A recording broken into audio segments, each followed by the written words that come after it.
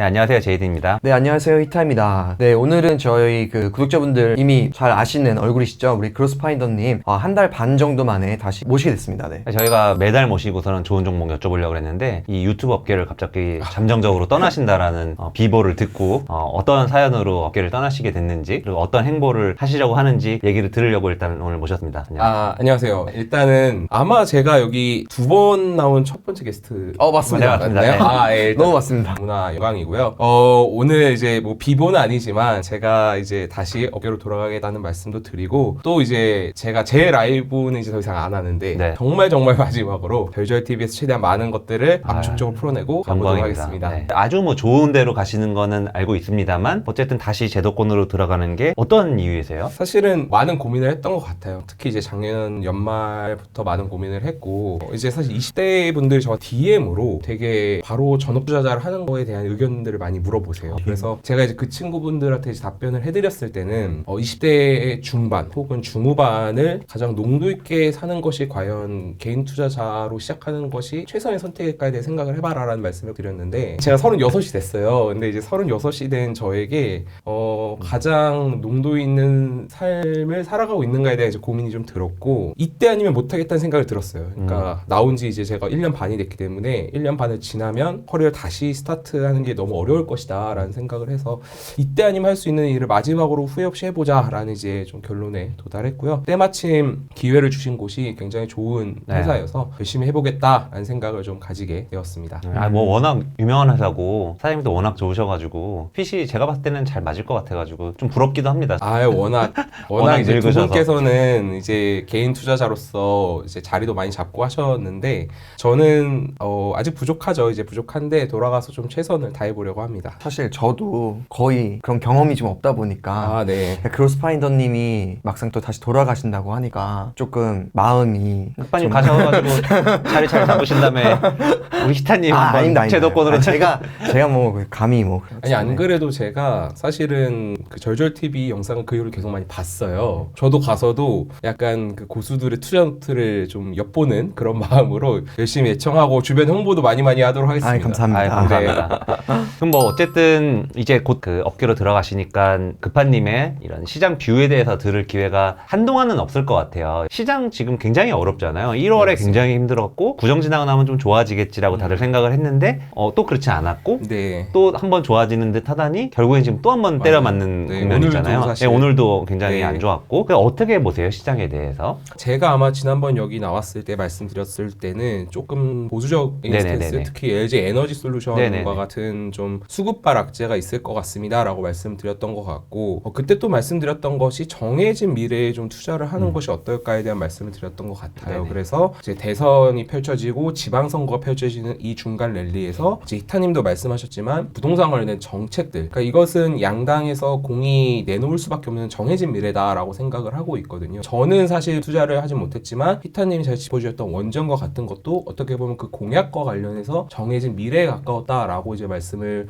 드릴 수가 있을 것 같아요. 또 하나는 이제 리오프닝의 트렌드로 이제 간다라고 이제 말씀을 드리면서 제가 여기서 말씀드리지는 못했지만 예를 들면은 뭐 엔터 업종 같은 경우에는 올해 리오프닝과 관련된 수혜가 예상이 된다라고 이제 말씀을 드렸어요. 근데 이제 그 결과 물론 이제 중간에 저 같은 경우에는 위기도 살짝 있긴 했지만 건설 건자재와 엔터 같은 업종들은 퍼포먼스가 나쁘지 않았고 그 결과 엔터 업종을 기준으로 말씀드리면 밸류에이션이 20배에서 35배의 범위에서 움직여요. PER이라는 지표를 기준으로 했을 때 즉 1년에 버는 돈 대비 20배로 거래되거나 35배로 거래되거나 이렇게 왔다 갔다 하는데 지금 전체적으로 엔터 기업들의 밸류에이션이 30배 가까이 됐어요. 즉 제가 처음에 여기 왔을 때에 비해서는 안 좋았던 것이 많이 반영돼 있던 주가에서 이제는 좋은 것이 좀 많이 반영돼 있는 주가의 레벨로 좀 이동이 됐다. 그러면 이제 투자자들은 고민을 좀 해야 할 것 같아요. 그 다음 정해진 미래가 어떤 것일까에 대한 고민을 하는데 지금은 약간 그 과도기라고 네네. 생각을 하고 있어요. 그래서 하루하루 보면 굉장히 수급이 쏠려가죠. 음식료 같은 것도 이제 가격 인상한다고 좋다고 했지만 우크라이나 이슈로 이제 밀이나 이런 가격들이 너무 급격하게 오르니까. 오르니까 또 이제 음식료에 대한 거짓들을 차갑게 식어버리는 이런 그쵸. 현상들이 이제 나오고 있죠. 그래서 이제 정해진 미래와 관련해서는 투자를 하시는 건 좋은데 시장이 너무 빠르기 때문에 조금 너무 단기 수익이 크게 난 종목, 예를 들면 음식료 같은 걸 투자했는데 갑자기 15% 20%가 막 났다. 고수분들의 도움을 받아서 조금은 익절이라는 개념을 네. 이해하면서 투자해야 되는 시장이다. 세 번째는 제가 고려아연이라는 종목을 말씀드렸던 게 게 기업의 DNA가 바뀌는 변곡점에 있는 회사들에 투자를 해야 한다라는 말씀을 드렸던 것 같아요. 예를 들면 고려아연이라는 회사는 단순히 광물이라는 걸 가져다가 그것을 이제 깎고 이제 용해하고 이렇게 해가지고 이제 금이나 은이나 아연과 같은 광물을 파는, 어떻게 보면은 그냥 가공업에 가까운 비즈니스 모델을 갖고 있었는데, 그 결과 그냥 엄청난 캐시플로우를 기반으로 이제 올해부터 동박이라는 전기차 소재 중에 하나에 진출하니까 그런 DNA가 단순 가공업으로 봤던 뷰에서 전기차 소재라는 성장의 동력을 확보할 때 조금 더 보수적인 투자는 고려아연의 기존의 단단한 캐시플로우를 향유할 수 있으면서 동시에 성장성까지 가져갈 수 있는 일종의 콜옵션의 개념으로 투자할 수 있다라는 말씀을 드렸고, 그 뷰에는 사실 지금도 변하지는 않는 것 같아요. 그래서 그런 포인트로 조금 정해진 미래와 기업의 DNA가 바뀌는 아이디어에 좀 집중을 하되, 조금 너무 급하게 오른감 있으면 매매를 통해서 조금 익절을 해나가는 포트폴리오를 꾸리시는 것이 현실적인 대안이다라고 생각하고 있고요. 너무 바이앤홀드 혹은 장기 투자 혹은 뭐 가치 투자라는 프레임에 내 포트폴리오를 막연하게 어떻게 보면 방치해야 되는 순간이 온다면은, 그때는 오히려 내가 투자를 좀 쉬어야 될 때가 아닌가라는 생각을 좀 해야 될 정도로 난이도가 높은 시장이라고 생각을 하고 있습니다. 네, 저도 뭐 주변의 개인 투자자분들 저희 채널에 대한 리뷰 들어보면은 그런 의견들이 많더라고요. 너네는 전업 투자자니까 이렇게 할 수 있지만 대부분의 사람들은 일반 직장인이거나 뭐 학생이거나 이랬기 때문에 그래서 바이앤홀드를 하는 것이다. 할 수밖에 없다. 네. 이런 의견이 너무 많아가지고 네. 저도 그래서 앞으로 콘텐츠를 짤 때 조금 고민이 좀 되더라고요. 그래서 되게 어려운 질문이지만 네. 올 여름 가을 정도까지 바이앤홀드를 네. 하면은 그래도 확률적으로 좀 괜찮아 보인다 정도. 네. 어떤 그런 게 있으면 좀 소개 좀 부탁드릴게요. 제가 재미없는 쪽 하나, 좀 재미있는 쪽 하나 이렇게 이제 좀 한번 이야기를 해봐야 될 것 같아요. 일단 재미없는 쪽은 저는 사실 최근에 다시 은행 업종을 좀 눈여겨보고 있어요. 진짜 재미없는 쪽이네요. 네, 맞습니다. 사실은 아까 말씀하셨던 개인 투자자가 어떻게 장기 투자를 해요, 가치 투자를 해야 하는 질문에 정확하게 부합하는 업종이라고 저는 생각을 하고 있고요. 왜냐하면 사실 저는 작년도 2월 달에는 시장이 대부분 디플레이션 얘기를 많이 했어요. 네네네. 물가가 못 오르니까 성장주가 간다. 때마침 그때 카카오나 네이버 같은 어떤 성장주 중심으로 장인 쏠림이 나타났었기도 했죠. 근데 이제 3월부터 5월까지 기가 막히게 시클리컬들이 오르기 시작을 했고, 그 이후로 지금 원자재 가격은 빠진 적이 없어요. 네네네. 물론 우크라이나 이슈로 더 오른 거긴 하지만 그렇죠, 맞습니다. 네. 사실 이미 그 전에도 많이 올랐었죠. 해운 네. 운임이나 뭐 유가나 뭐 철강에서 가격이나 이런 것들은 계속 올라있던 상태였단 말이에요. 등락은 있지만. 그래서 저는 그때 생각했던 게 디플레가 왜 디플레지라는 게 이제 이해가 안 되는 거예요. 근데 그때 사실은 불확실했어요, 저도. 왜냐하면 아니 야 생각을 해봐라. 다들 디플레를 얘기하는데 너만 인플레를 얘기하면 동의가 안 되니까. 근데 지금은 모두가 인플레를 인정하잖아요. 근데 최근에 은행주가 늘렸던 많은 계기는 우크라이나 이슈가 터지면서 사람들이 야 더 이상 금리를 3월 달부터 팍팍 못 올려.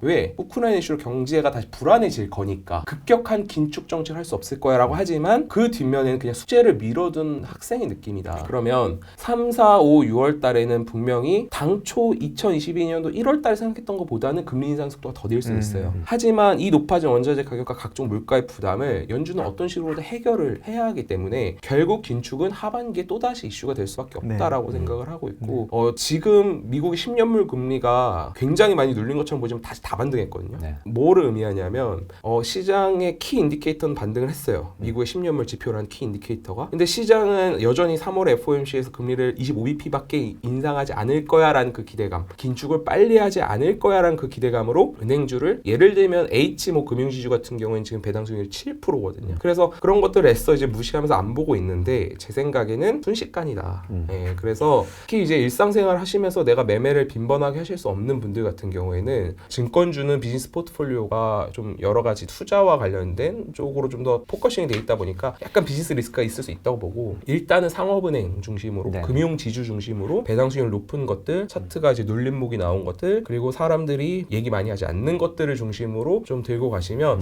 적어도 한 늦여름에서 초가을 정도까지는 당초에 투자하셨던 배당 수익률을 훨씬 상회하는 수익률이 나오지 않을까 싶고, 특히 이제 금융지주 중에서 그 중간 배당을 하는 친구들이 있어요. 그러면 그 친구들은 6월 말까지 이제 보유하시면 또 중간 배당도 받을 수 있기 때문에 중간 배당 플러스 알파의 이제 수익률을 좀 기대할 수 있지 않을까라고 생각을 하고 있고요. 지금 장이 되게 변동성이 심하고 막 개별주들 같은 경우에는 15% 20% 이렇게 이상 하루에 몇 분 만에 밀리는 경우 맞아요. 되게 많고, 코스닥 특히 그런 경우 많은데, 금융주들은 버티거나 오르거나 네. 지금 그런 레벨까지 빠진 건 맞는 것 같아요. 그래서 네. 그 레벨에서 계속 막 엄청 오르진 못하지만 더 빠지진 않는. 네, 그래서 예를 들면은 저는 금융주를 이제 밸류에이션을 할 때 네. 제가 아까 엔터는 20배에서 35배 사이에서 네네네. 말씀드렸는데 그때의 기준은 1년에 버는 돈을 기준으로 했었어요. 이걸 PER이라고 표현을 하고요. 근데 이제 은행주는 전통적으로 PBR이라는 지표로 밸류에이션을 하는데 PBR이라는 지표는 이 회사의 자본이 얼마나 쌓여 있는가를 기준으로 하는 것이 PBR 밸류에이션입니다.